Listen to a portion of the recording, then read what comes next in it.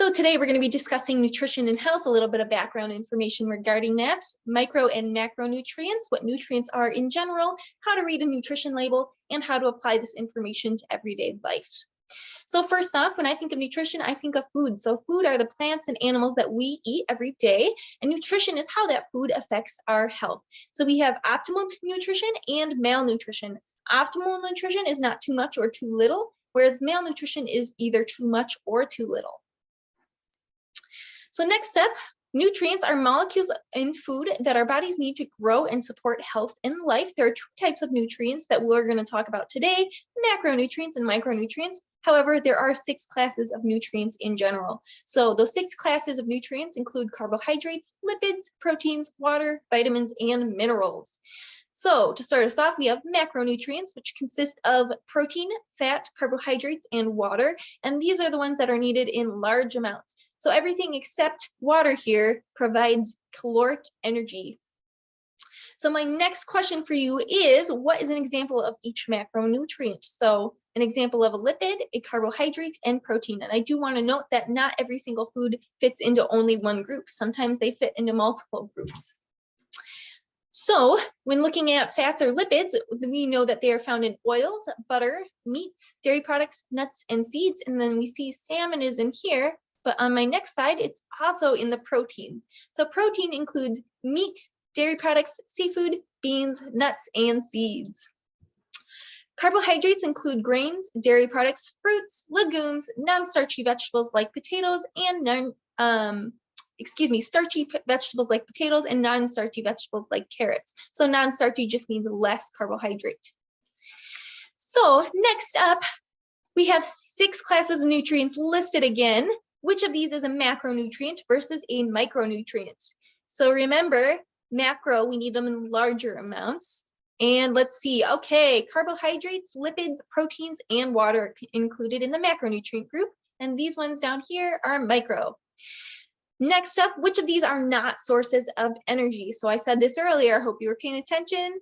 And there we go, water, vitamins, and minerals are not sources of caloric energy. So when we look at micronutrients, we have vitamins, minerals, and just like their name suggests, they are needed in micro amounts or smaller amounts. Micronutrients consist of 16 essential minerals and 13 essential vitamins. Here are some minerals listed up here and some vitamins down here. So what to look for when we're looking at a nutrition label after knowing all of this background information, we want to know what type of food it is, what amount of food is in the package, where the food is made and by who it was made, the ingredients list, and the nutrition information. So we want to be able to see the nutrients in the food. So my first example here is tomato basil soup, so we can see what it is.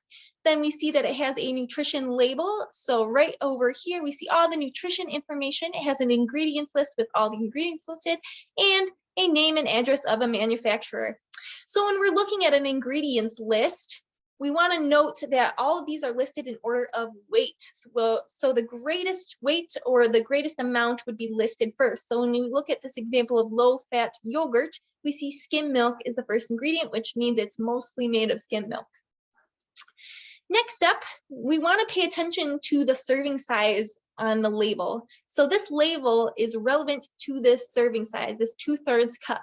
So all of this information is based off that 2/3 cup. If we were to have, say we really like this and we were to have all 8 servings, then we would need to multiply this by 8 to get the correct nutrient information.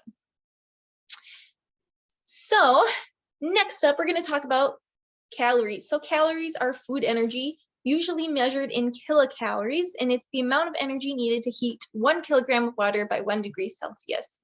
So a kilocalorie is 1,000 calories. However, in the US, we tend to simplify this and equivalent calories to kilocalories. So when we see calories, it's actually kilocalories, but we just call it calories.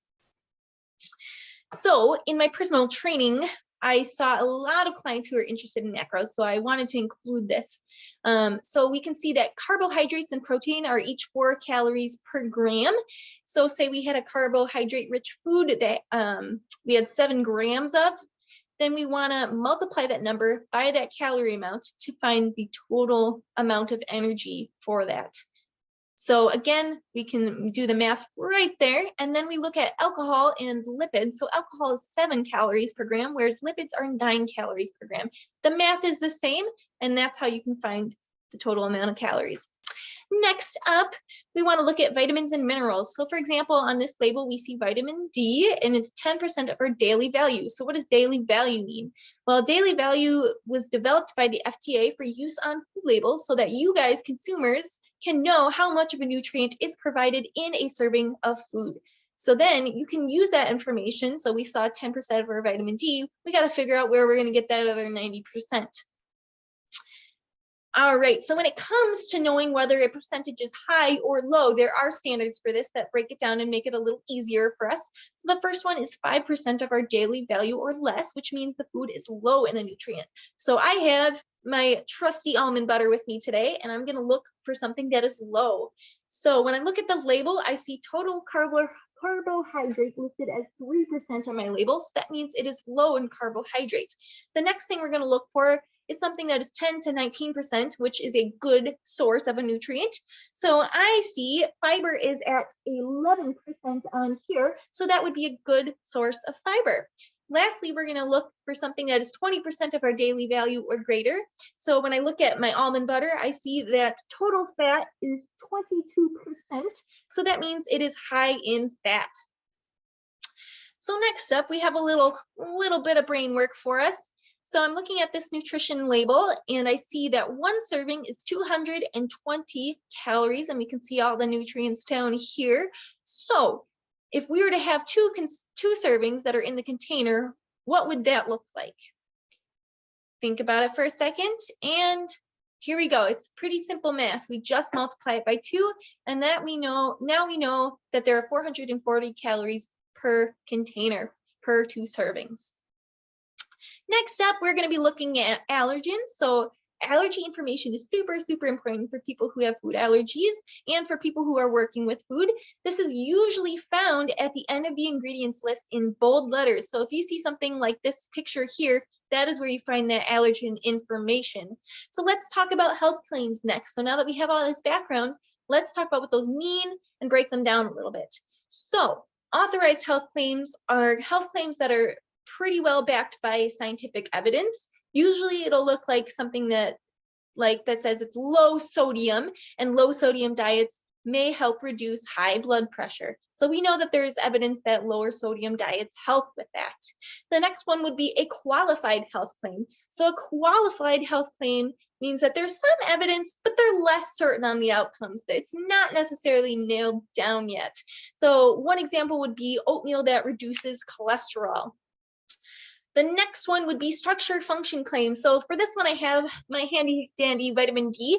So this is often associated with supplements. So this supplement says that it supports strong bones and immune health. So the important thing to note about these claims is that they are not intended to cure, prevent, or treat any disease. So when they say it's good for immune health, it's not going to cure an autoimmune disease. Same thing with strong bones. If you have osteoporosis, it doesn't mean it's going to cure, treat, or prevent that. That's something that you need to talk to your medical provider about. So now that we know more, let's talk about what that means in our diet. So a healthful diet usually consists of 4 characteristics. The first is adequacy. So getting enough food, getting enough calories, getting enough nutrients in our diet. A good way to do that is through a balanced diet. So balanced diet means we're getting all of those food groups, all of those macronutrients, and then hopefully our micronutrients as well. So the next thing is moderation. So having all foods in moderation allows us to not only get a good variety of foods, which is our next characteristic, but also allows for some mental and physical balance. And sometimes every now and then you just need a cookie. And then lastly, variety. So eating your rainbow, that allows you to ensure that you're getting the majority of your nutrients. So if we eat the same thing all the time, we're actually putting ourselves at a slight risk for not getting certain nutrients, because not every food has every single nutrient.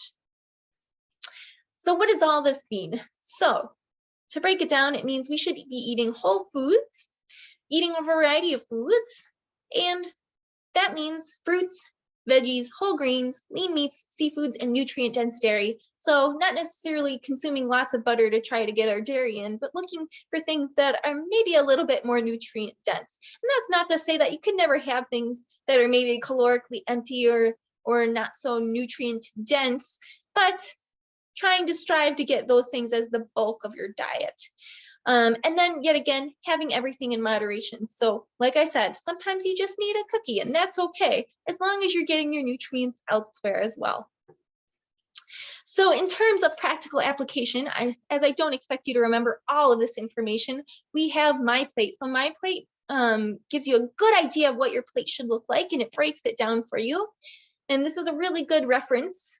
And then the next one I have is the Healthy Eating Plate by Harvard Medical School. So this one I actually tend to prefer, but you can make that choice for yourself.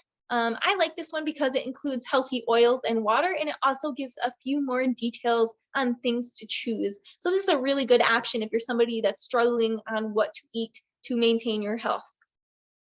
Well, that is it for today. Thank you so much for listening, and I hope you learned something, and I hope you have a great rest of your day. Sources are right here.